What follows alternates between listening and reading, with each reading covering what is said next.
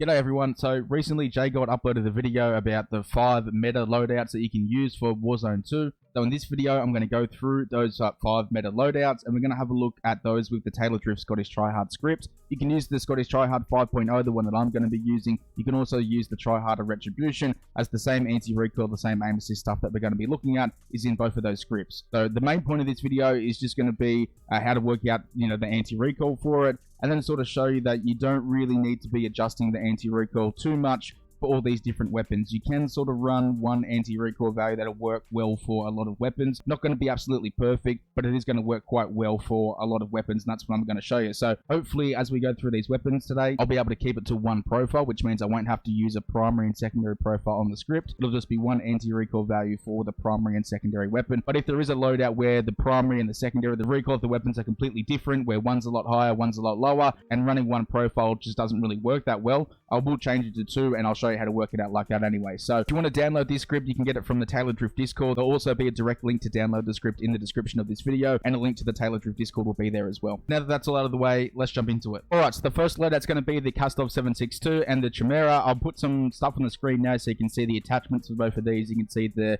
tuning for the attachments and everything like that. So pause the video, do whatever you need to do to copy those. And now we're going to jump into some of the anti-recoil stuff. So if you've been watching a lot of my videos in the past for weapons and that sort of thing, you know that I'm a big fan of just using the legacy anti-recoil in like the basic one. This one here, if I go here, legacy, that's the main one I've been using, right?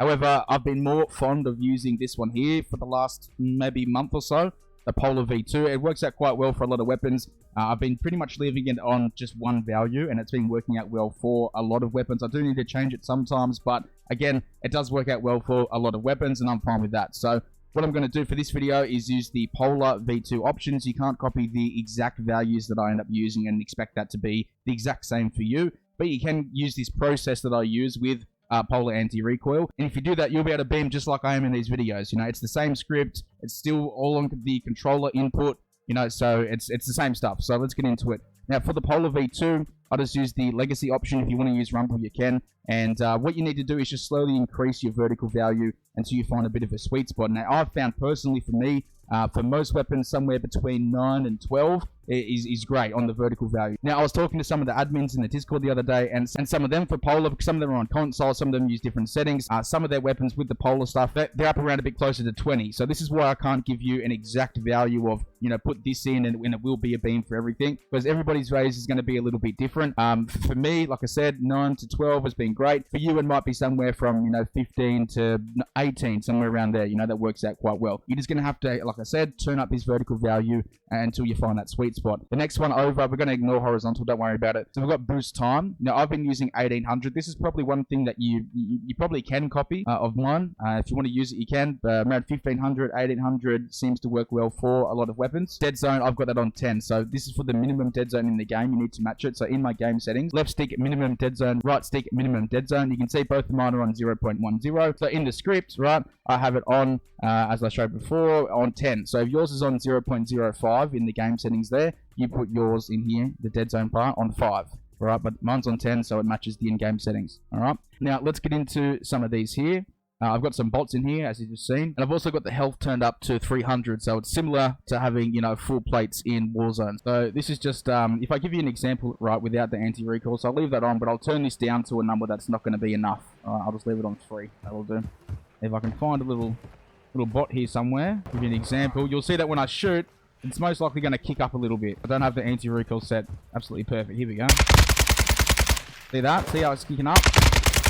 Not too bad, but it's still kicking up a bit, right? So that's how you know that the anti-recoil value is not going to be enough. So all you'll do is simply go back in and increase that anti-recoil value. So I'll go there to 8. So make sure that saves, and we'll try again. Get him to come out. Not too bad. As you can see there, it's not kicking up as much as it was before, but if we can get some longer range examples, it's going to be a bit better. I feel like they're going to be... Not too bad, but I can still feel it kicking up. Perfect. There we go. Nice long range one. It is still kicking up just a little bit. So what you will do, right, is you go in, and because the recoil is still there just a little bit, you will then turn that vertical anti-recoil up just a little bit as well. So 10 is where I had it before, because I know it works well for a lot of weapons, right? Need to get some, here we go. Much better. There we go. And it's not kicking up anymore. That's perfect for this weapon, right? Now, if I switch this over to the Chimera that we've got and just leave it on that exact same anti-recoil value, you know, it's good for this one as well. So, since this one, it is an AR, but let's be honest, you're going to be using this like an SMG. So to get up close and personal with this one. And if I need to change the anti-recoil value, I will. But the main thing is I'm trying to show is you can get away with one anti-recoil value. I've seen that guy down there, but it's a bit too far away. Let's be honest, right? Look at that. That's the standard sort of SMG range that you're looking at. Go over there. We'll go for a bit of a longer one here. It's a bit, you know, it's not as stable as the other weapon, as the 7.62, but I mean, look at the setup. You've got to be real. So, I can't actually hit my shots. Move around, do a test on this guy. Here we go.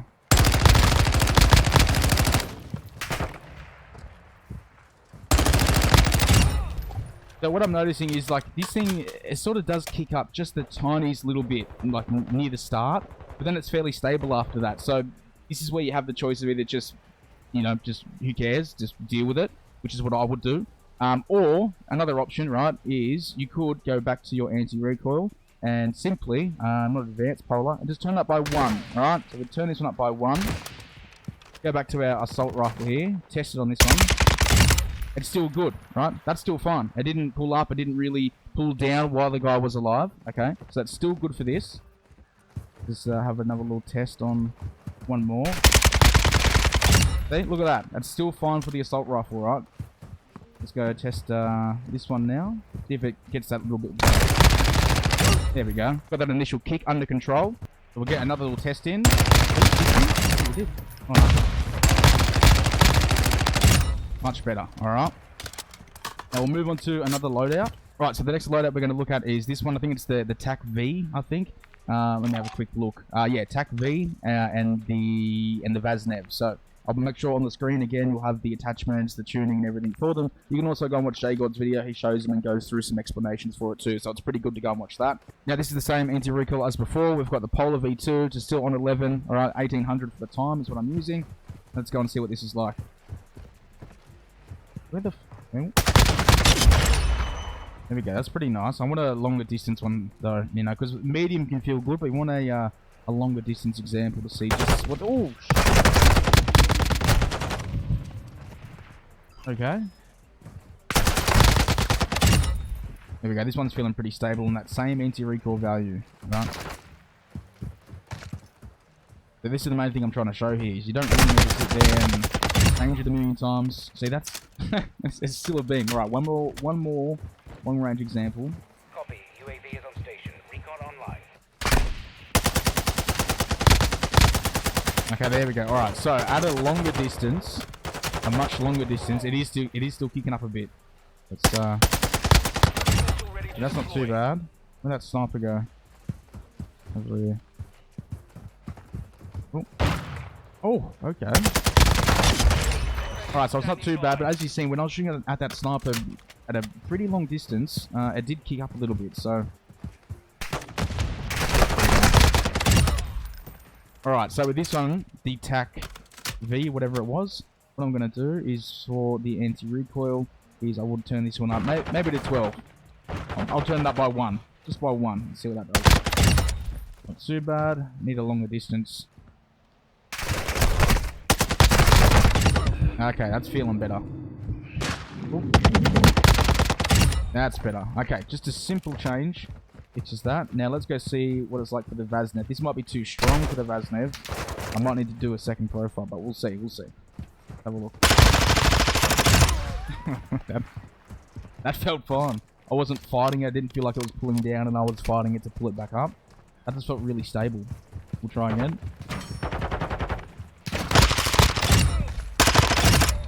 Even that one, you see it go down there, but that was after the guy died. So that's when the aim assist box disappears. It's not the exact same as when you're shooting at somebody that's alive, alright? So if it dips down like that, after you've killed somebody, don't stress.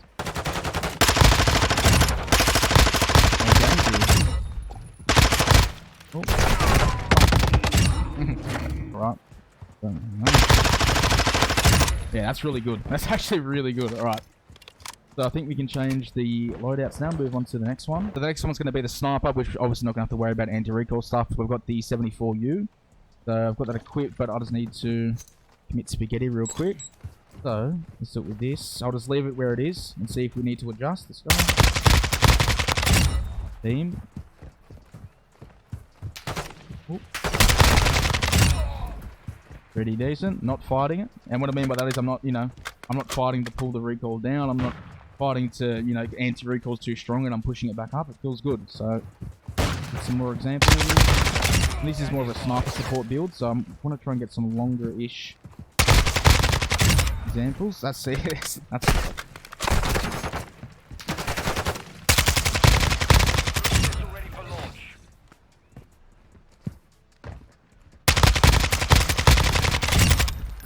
perfect. Alright, so I'm pretty sure that's enough for that one. I mean, just to make sure the sniper does work, Whoa. Oh, with the extra health. There we go. Alright, so that's that one. We're going to move on to the next loadout. We've got the TAC 56 and then the Lockman sub. So again, attachments, everything on the screen for you now. Do whatever you need to do to, copy those. Alright, so again, yeah, TAC 56 and then the Lockman sub. So, again, same anti-recoil value that we've been using. 12 from when we put it up just before. Let's see what it's like for these. I reckon we might need to turn it down, but we'll see, I suppose. There we go. Oh, that's smooth. That's oh, far out. So I mean, you really don't need to stress about. Oh, I've got to change the anti-recoil for this and have it tuned in for this. I mean, because let me shoot the wall. Look at that. Just ripping down, right, when I shoot at the wall. So if you're sitting there, it's going down when I shoot at the wall, what do I need to do? You might not need to do anything, right? Because as you can see here, when I'm shooting at actual people, the way you play the game, it works just fine, right? See? It didn't drag down there. Ready to exiting the AO.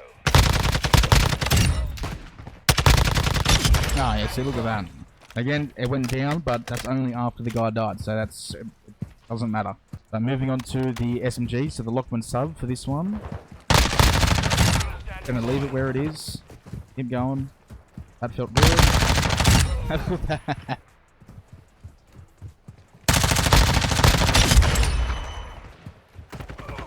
Come here, bot boy.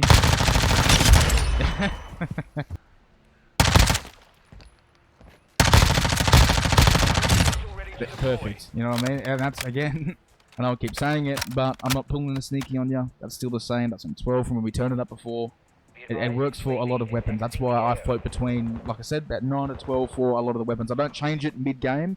I just know that, okay, in this game I'm going to grab this weapon as my loadout, and then what I need, the anti-recoil value I need for that weapon is this. That's what I put it on, and that's what I use for ground loot and everything that I get, right? I just want to make sure everybody gets this. This doesn't mean that 9 to 12 is going to be perfect for you. Your vertical strength, the good vertical strength for you might be between 18 and 24, something like that. It's going to be different to mine. So this is why I suggest trying to work it out. If you do have Modern Warfare 2, work it out with some bots and that sort of thing. You're eventually going to find a sweet spot. And if you're like me, you don't really care about, if the gun does go down a little bit or if it does move up a little bit, you don't really care about that.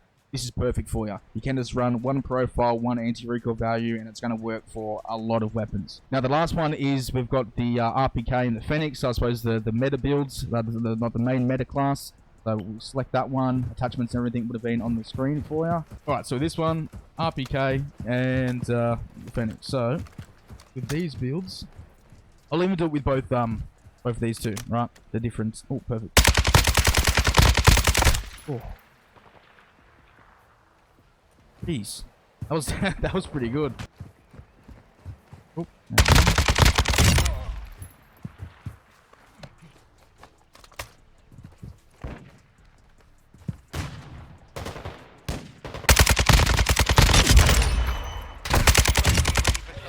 Alright, so that's with that scope, and if I switch it, as you can see, those ones are pretty good. I wasn't fighting it or anything myself.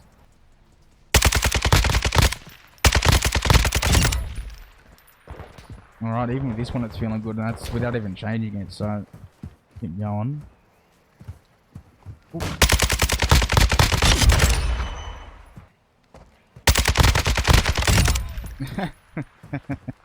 to make sure that I was using the right bullets. Either way, even if I was using the wrong ammunition type, then when he put it in the video, you're still going to work your stuff out the same way. The weapon's still going to shoot the same way. But again, the main point of this video is to show you how good the anti-recoil is with this and how much you don't need to stress about a million different values for all these different weapons and stuff. So that's, you get it, right? That's enough of a point. So we'll move on to the last weapon, Fennec, and get a bit up close and personal. There you go. Yeah, I don't even have to explain it. I didn't even move, and that's your standard sort of SMG range. Even at a oh, got stolen, but okay. Even at a longer range there, that was still good. Hunt down another one. Alright.